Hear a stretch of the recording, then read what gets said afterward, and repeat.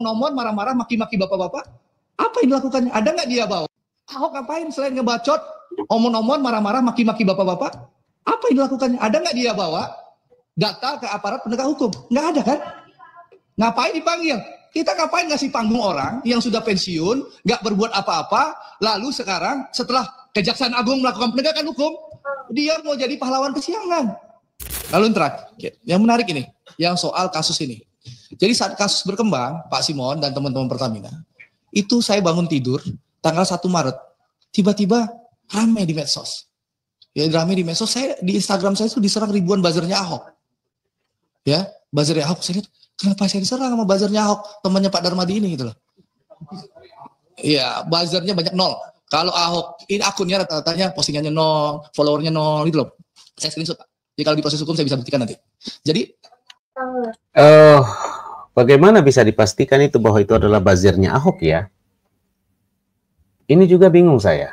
Misalnya saya nih murni ya, tanpa kenal, tidak kenal misalnya dengan Ahok ya. Lalu saya simpati dengan sikapnya begitu. Di mana saya bisa dipastikan bahwa saya itu buzzernya Ahok itu? Saya belum paham juga nih. Itu buzzer Ahok. Nah itu menarik nih, ntar dulu. Menarik, saya kaget ya. Tanggal 1 kenapa? Oh saya lihat ternyata di TikTok rame. Pernyataan saya tanggal 15 Februari yang minta Presiden Jokowi untuk mengganti Ahok. 15 Februari 2020. Ya, saya sebagai anggota DPR Komisi 6 minta Pak Ahok diganti. Karena membuat kegaduhan di Pertamina. Supaya Pak Simon tahu, ya, 15 Februari 2020 saya yang bicara Ahok diganti. Ahok itu baru 1 kali datang ke kilang Pertamina di Tuban, ya, di Tuban waktu mendampingi Presiden Jokowi datang ke Pertamina. Belum pernah ke kilang-kilang lain. Dan 15 September 2020 itu, ya, Ahok itu belum pernah ke unit hulu. Tanya Pak Kiti. Oke, saudara-saudara dan sahabat sekalian, kita coba reaksi dulu nih. Video dari beberapa pihak, termasuk dari Bang Andre Rosiade yang tadi sudah kita simak.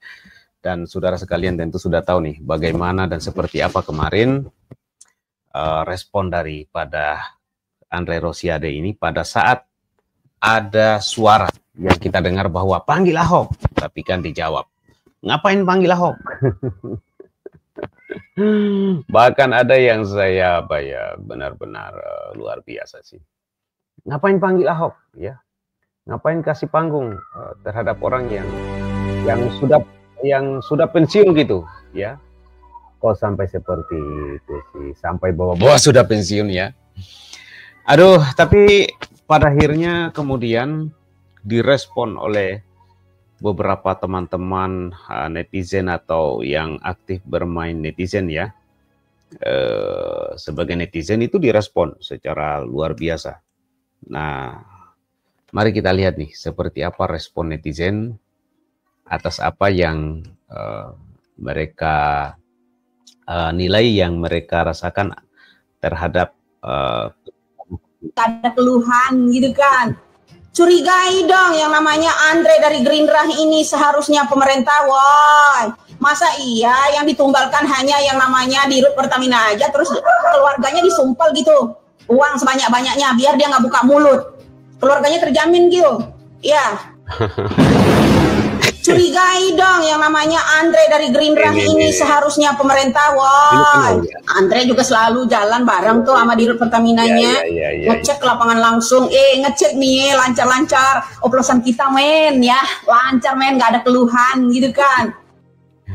Terus ini saya ingin menegaskan kepada buzzer Ahok ya, banyak omong-omong aja, ngebacot aja, baru dia pura-pura muncul sebagai pahlawan kesiangan. Kemarin pada rapat Komisi 6 DPR RI, itu ada orang yang namanya Andre Rosiade, itu menggiling Ahok, ya, mencecar Ahok dan sangat kejam, ya. Beliau mengatakan di situ, Ahok ini adalah orang yang menjadi komisaris utama di Pertamina yang hanya bisa omon-omon dan tidak bisa mengeksekusi apapun di situ, dan tidak pernah membawa berkas kebobrokan Pertamina pada saat dia menjabat, ya. Dan bahkan dia adalah pahlawan kesiangan. Ahok adalah pahlawan kesiangan. Itu menurut Andre Rosiade. Andre, lu ingat ya, lu ingat baik-baik, lu bukan siapa-siapa di negara ini, Andre. Ya, sumbangsihmu untuk negara ini tidak ada, dan orang nggak pernah ada yang simpatik denganmu.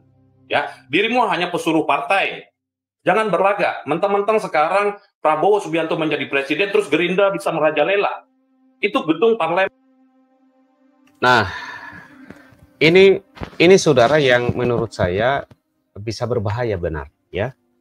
Jadi sikap Andre ini, ya, Andre Rosiade ini bisa ditanggapi dan diartikan sebagaimana saudara kita di warganet atau netizen ini loh.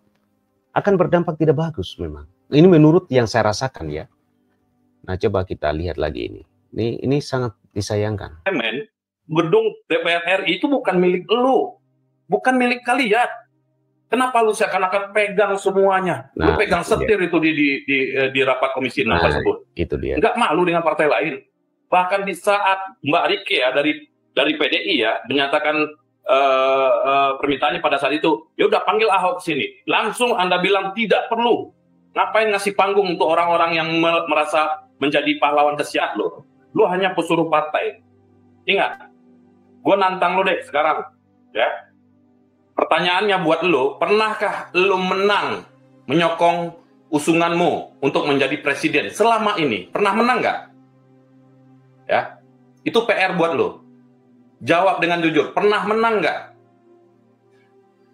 Lo nggak ada apa-apanya didengeri ini karena memang nggak punya kontribusi apapun untuk negara. Jadi jangan menghalangin orang yang pure bela bangsa, orang yang tidak mementingkan kepentingan pribadi seperti Ahok untuk membongkar kasus-kasus di Pertamina. Kenapa lu yang panik? Seharusnya kalian-kalian di parlemen itu setuju. Nggak perlu lagi membahas kenapa kemarin begini-begini.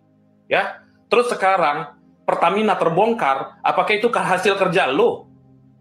Hasil kerja dari Dirut yang sekarang? Halo? Kita juga tahu Dirut yang sekarang dari mana. Seru ya. Komod Pertamina yang sekarang dari mana kita tahu. Semua dari Gerindra. Jadi Anda jangan membodohin masyarakat Indonesia. Ahok bersama rakyat Indonesia sekarang ini. Dan kami seluruh netizen di Indonesia itu lagi menggiring Ahok. Ya, lagi menggiring Ahok untuk membongkar itu. Lu setuju atau tidak, lu jangan panik. Ya, ini yang gue sampaikan sama lu ya, Andre. Lu bukan siapa-siapa di sini. Mau lu jadi bawa wamen di sini juga nggak ada ngaruhnya. Nah, kita juga tantang Bapak Presiden Prabowo Subianto. Kalau memang Anda mencintai negeri ini dan bebas dari koruptor, silahkan berprolah dengan orang yang ingin membongkarnya. Bukan dengan pasukan-pasukan dari partai Anda. Itu nggak ada gunanya. Karena mereka punya kepentingan masing-masing. Jangan sampai ini polemik berkepanjangan. Ada apa ini sebenarnya? Kenapa Dirut sekarang, Komod Pertamina sekarang dari Gerindra? Itu pertanyaan besar. Jangan dibilang masyarakat ini bodoh semua, jangan. Netizen jutaan di Indonesia ini itu tidak ada yang bodoh. Ya, hati-hati. Dan siap-siap Anda untuk akan dirujak oleh netizen. Andre Rosiade, ya. Sekali lagi saya bilang kepada Anda, jangan pernah usik Ahok. Ya, lu nggak bakalan menang di sini. Oke, akal sehat dari Medan. Saya sebagai anggota DPR menerima tantangan lo ya Andre, ya botak ya, denger. Lo jangan mengadakan rapat tertutup biar rakyat Indonesia ini mengetahui di mana sih sarang mafia itu, mafia yang namanya Pertamina itu. Menurut Pak Mahfud, Ahok menurut saya Ahok perlu dipanggil. Pernyataan-pernyataannya itu jelas, itu memberi bisa memberi peta jalan untuk menemukan siapa-siapa pelakunya. Saya tantang balik, DPR panggil, saya datang, saya masih datang. Asal sidang terbuka, sampai hari ini nggak ada yang berani panggil gua DPR. Kenapa? Takut ya lu orang, gue bilang ya. Kalau lu berani dan punya nyali sebagai cowok, kenapa langsung panik pas Mbak Rike bilang suruh panggil Ahok? Daripada lu cuma berani galak di belakang orangnya, mending langsung depan muka orangnya dong.